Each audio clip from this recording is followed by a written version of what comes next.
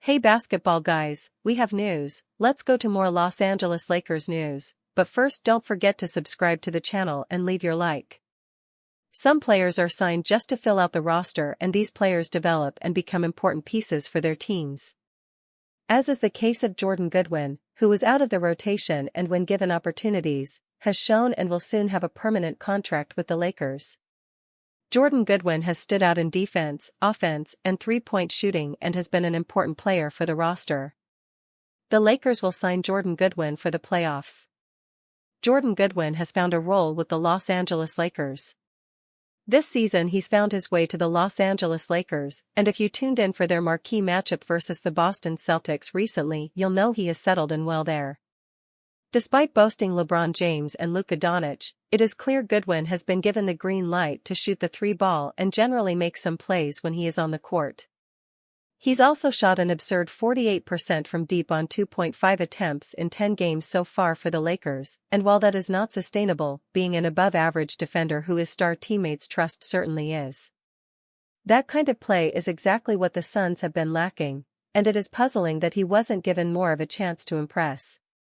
Then again, it is this current version of the team that need Goodwin more than what we saw last season. Although the playoff flameout was bad, nobody was arguing for more Goodwin minutes on the way to the postseason, and while the Minnesota Timberwolves were making a fool of them on national television. Goodwin contributed 17 points, 6 to 8 FG, 5 to 6 3 points, 8 rebounds, and a steal in 24 minutes during Monday's 111-108 loss to the Nets. Given how well he performed on Monday, Goodwin is worth a look in deeper fantasy formats until the Lakers get some reinforcements back. Goodwin missed the previous 3 games with a grade 1 ankle sprain, but he returned to coach J.J. Redick's 9-man rotation on Saturday and hit 2 key three-pointers in the process. The two-way player is eligible to be active in just 10 of the Lakers' remaining 20 games, but he's expected to be a regular on the second unit in the short term as Los Angeles looks to replace LeBron James, who strained his groin on Saturday and is expected to miss at least 1 to 2 weeks. J.J. Redick lauds veteran acquisition who helped Lakers' season turnaround. Guys have responded. The Lakers can attribute a lot of factors with regards to their late-season surge. The arrival of Luka Doncic from his blockbuster acquisition, LeBron James continuing his elite level of play at age 40, and Austin Reaves stepping up his game as the team's third star are 3 of the well-known ideas in the minds of most LA fans. 0. But there is another to consider too.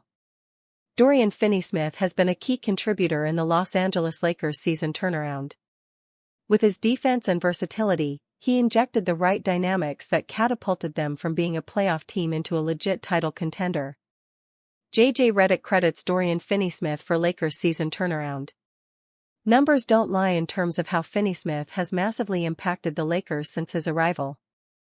Los Angeles was problematic in guarding the ball as a group, ranking 21st in the league in defensive rating, 115.3. But when the undrafted forward finally landed at their side from the Brooklyn Nets in New Year, the Lakers have turned it up, becoming the third-best team in defense department, 110.1, entering Monday's game against the Brooklyn Nets, which Finney-Smith sat out due to injury. Defense played a major role in the Lakers' rise atop the standings, and J.J. Redick acknowledges Finney-Smith's pivotal contributions for that. He's brought a level of toughness, in the communication, and the spirit to want to defend, Redick was quoted via Eric Slater. I think guys have responded well to who he is as a player, a teammate, and a person. He's just fit right in. Our season turned around. Our energy and spirit turned around when we got him. He's been huge for us. Finney-Smith has been the X-factor for the Lakers' emergence. In 27 games of play, 11 starts, wearing the Lakers uniform, Finney-Smith is averaging 6.7 points, 3.6 boards, and 1.1 assists. He's also shooting 42.7% from the field and 35.1% rate from downtown. Even if the stat sheet doesn't entirely show his effect, the Lakers couldn't be more ecstatic about the presence he offers both on and off the court. Since the departure of Anthony Davis, it was Finney Smith who wholeheartedly shouldered the responsibility of being LA's defensive ace, from defending the opposing team's top players and leading the Lakers' small ball schemes as a center. As they continue to prepare and gear up for a potential title run amid the ongoing absence of LeBron James, the Lakers are highly confident of their chances to win it all simply because of Finney Smith playing an X-factor role. He was missed against Brooklyn, and the team will be desperate to get him back as quickly as possible. Rich Paul gets brutally honest on LeBron James' injury timeline.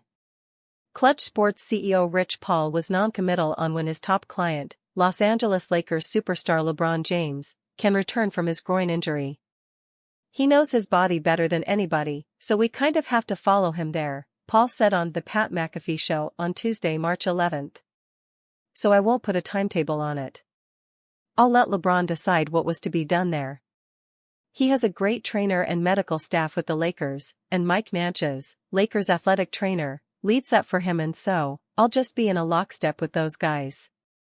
ESPN's Shams Charania reported on Sunday, March 9, that James is expected to miss at least 1 to 2 weeks with a groin strain. James will wait for the groin injury to calm down over the next 24 hours and receive another evaluation, Charania wrote on X.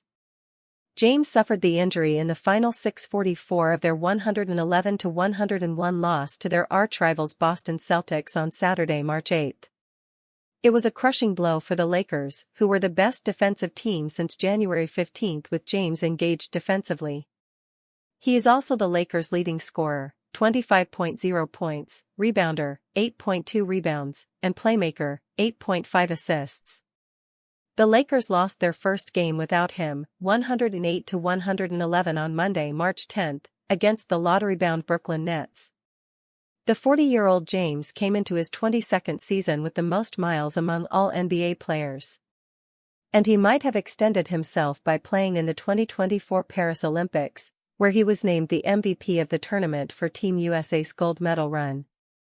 James already took 2 week-long rests this season to manage his ankle issues.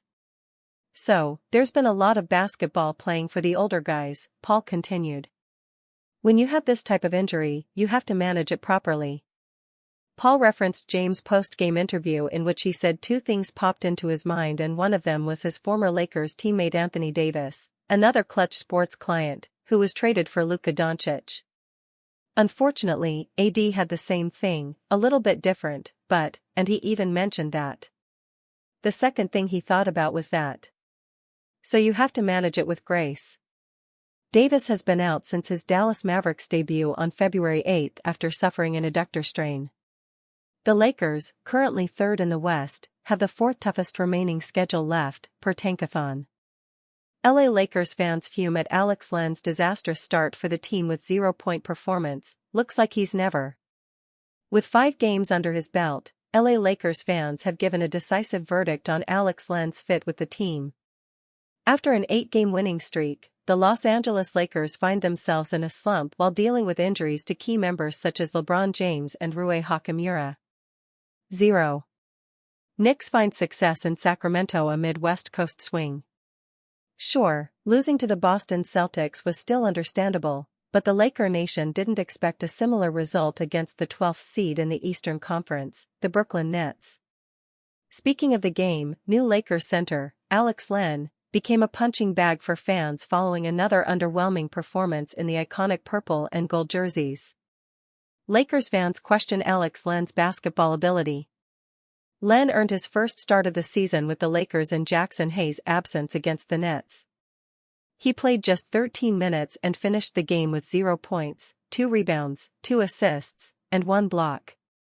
It was Len's 5th overall game for the organization, and Lakers fans think this is more than enough to pass judgment on the team's last-minute signing after rescinding the Mark Williams trade. Alex Len looks like he's never touched a basketball in his life. Worse than a random LA Fitness player. "I didn't understand when the Lakers signed him, the guy is terrible.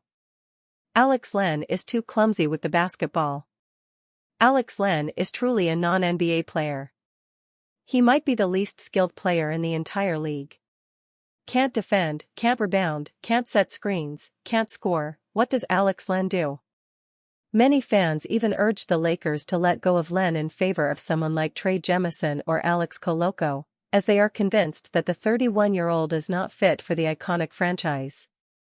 Len has struggled to leave a mark for the Lakers. The only reason the Lakers even signed Len was because of the cancelled Mark Williams trade. Sure, there were injury concerns around the Charlotte Hornets' big man, but he could have certainly impacted the game better than Len. So far, Len has played 5 games for the Lakers, starting just 1.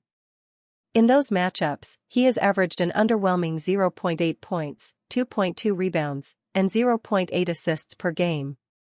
On top of that, since his arrival in LA, the Lakers are 0-3 in games where the former NBA lottery pick has played in non-garbage minutes. In fact, the Lakers have lost to teams with a combined 52-139 record in that stretch. On the contrary, the 17-time NBA champs are 7-1 in games where Len doesn't play or only plays in garbage time. Luka Doncic felt the Lakers let go of the rope defensively against Nets. The Lakers had a strong start against the Nets, but they fell apart in the second quarter, leading to disappointing loss. During the beginning of the Lakers-Nets game, Los Angeles was in complete control. They were ahead 28-16 after a quarter of play and seemed to be winning with ease. Then, in the second quarter, the Nets broke the game wide open, outscoring the Lakers 32-19 while hitting 5 three-pointers during the period. The Lakers ultimately lost the game, and during his post-game press conference, Luka Doncic talked about the team getting too relaxed after a strong start. "I think, like I said, we started the game good defending. I think they had like 16 points in the first quarter. But then we just kind of let go of the rope. We got comfortable and we should not have done that." With key players out, the Lakers couldn't afford to let go of the rope even against the tanking Nets. This is the second game in a row that the conversations afterward have been about not staying focused or making out-of-character mistakes. Unsurprisingly, the Lakers lost both games. With the Lakers lacking bigs and having a defensive philosophy that's generally about switching everything, this will only work if everyone is on the same page. That means a complete effort from all 5 players on the court, making sure everyone is rotating correctly, closing out on shooters and crashing the boards. In Monday's loss, you saw less of this as Brooklyn out-rebounded LA 47-43, and the Lakers allowed the Nets to score 16 second-chance points. With a tough March schedule beginning, this was an opportunity to bank a win, but the Lakers failed to do so. Each loss can be a lesson, and the lesson from this one is that when you are up by double figures on the road, you must finish the job.